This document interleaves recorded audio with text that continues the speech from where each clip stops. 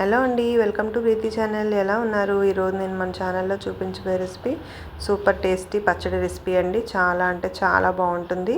Video skip చేయకుండా last వరకు చూసేయండి. ఇదేం పచ్చడి, ఏ ఇంగ్రీడియంట్స్తో చేశానో ప్రతి ఇంట్లోనూ ఉంటాయండి. ఈ పచ్చడి అనేది ఒకసారి కంపల్సరీ ట్రై చేయండి. దానికోసం ఒక 10 వరకు పచ్చిమిర్చి, ఒక 2 ఉల్లిపాయలు తీసుకొని సన్నగా కట్ చేసుకోవాలండి. ఇప్పుడు స్టవ్ మీద కడాయి ఆన్ చేసుకొని 2 స్పూన్ల ఆయిల్ తీసుకొని 1 స్పూన్ జీలకర్ర, 1 స్పూన్ ధనియాలు వేసుకోవాలి. మీకు నచ్చినట్లయితే పప్పులు కూడా యాడ్ చేసుకోవచ్చు. ఇందులో ముందుగా కట్ చేసి పెట్టుకున్న 10 పచ్చిమిరపకాయ వరకు తీసుకున్నాను నేను. మీ కారం ఇంకా ఎక్కువ కావాలి, ఇంగ్రీడియంట్స్ ఎక్కువ తీసుకుంటే కొంచెం కారం యాడ్ చేసుకోండి. ఉల్లిపాయలను ఇలాగా బద్దల కింద కట్ చేసుకొని వేసుకోవాలి. ఇందులో జస్ట్ చిన్నగా 2 ఇంచుల వరకు చింతపండు యాడ్ చేసుకోవాలి. ఇప్పుడు ఈ మిశ్రమాలన్నీ హై ఫ్లేమ్లోనే బాగా ఫ్రై చేసుకోవాలి. చిన్న మంట పెట్టకూడదండి.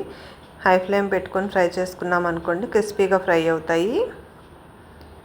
ఒక 2 నిమిషాలు మనం అలా కలిపితే సరిపోతుంది. ఎంతో టైం కూడా పట్టదండి పచ్చడి చేసుకోవడానికి.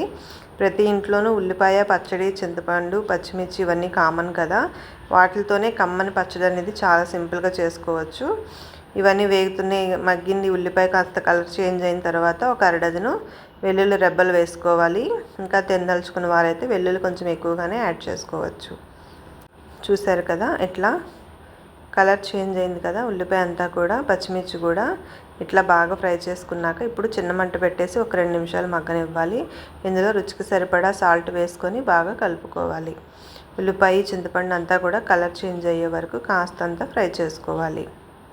చూసారు కదండి, ఫైనల్గా కలర్ అంతా మారిపోయింది. ఉల్లిపాయ, ధనియాలు అన్నీ కూడా బాగా ఫ్రై అయినాయి కదా.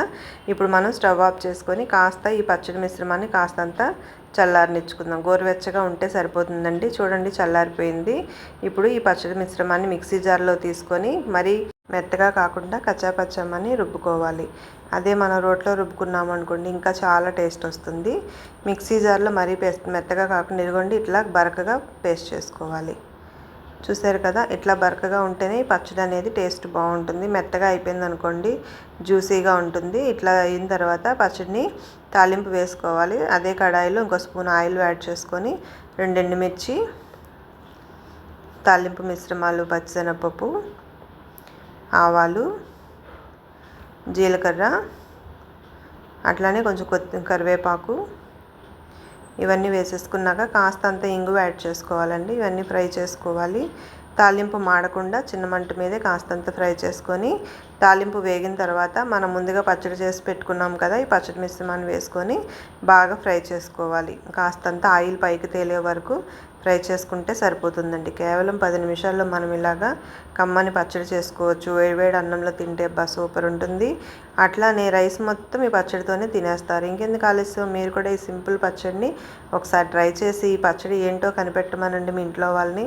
ఫ్లేవర్ అంత బాగుంటుంది, రుచి బాగుంటుంది, కానీ ఏంటో చెప్పలేరు, అంత టేస్ట్ అనేది ఉంటుంది. మీరు కూడా ట్రై చేసి మీకు వచ్చిన కామెంట్స్ నాకు తెలియచేయండి. లైక్ చేయండి friends. Thank you for watching. Like చేస్తూ నా ఛానల్ని సపోర్ట్ చేయండి. Thank you for your support. కొత్తగా చూస్తున్నట్లయితే please subscribe my channel. Thank you.